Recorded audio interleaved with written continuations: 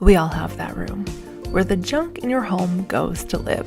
It starts as a clean slate and you think, this would make a great office. And somehow 7 months go by, and in that time, an entire city of junk has moved in. You open the door to find a city center of empty boxes, suburbs of knickknacks and garbage.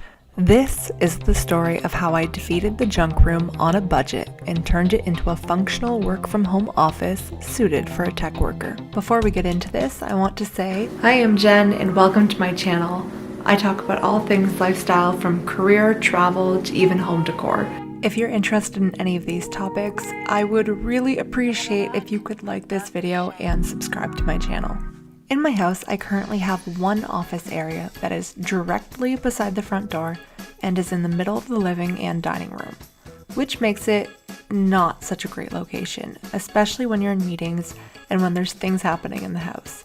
The other issue is when my partner and I are both working at home, it means one person is getting kicked out of the standing desk and the other is banished to the couch, dining room, or even the very cold basement. For my new office, I want it to be in a quiet area, and design-wise, I want the room to be light and calming, with hints of the 1970s mid-century modern decor, as a way of incorporating the history of the house into the space. The other and most important thing is it needs to cost as little as possible. Because this process of redoing the office space took me months, I didn't take footage of how it looked originally before I moved in. But it was 3 layers of wallpaper, it was a room where a cat lived, and there were chairs that nobody but the cat ever sat in.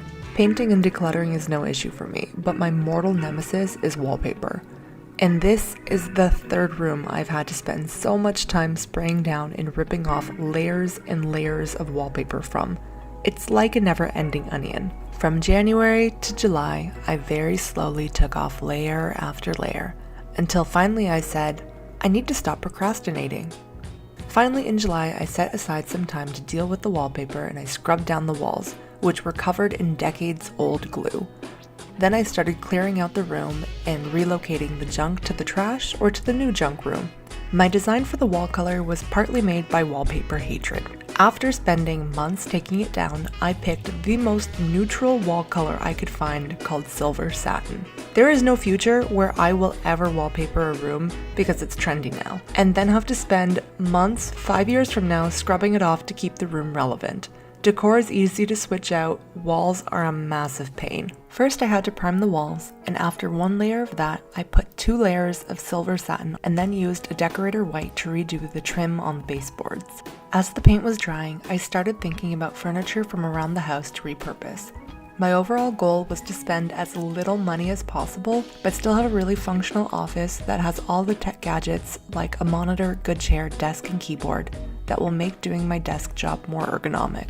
I ended up being able to redo the entire room without having to buy a single piece of new furniture. And this part was the fastest, and it only took me a few hours to assemble a desk, put up pictures, and bring decor pieces in. Because I grew up on the Home and Garden network, this office update wouldn't be complete without the resident, me, looking completely surprised by the grand reveal.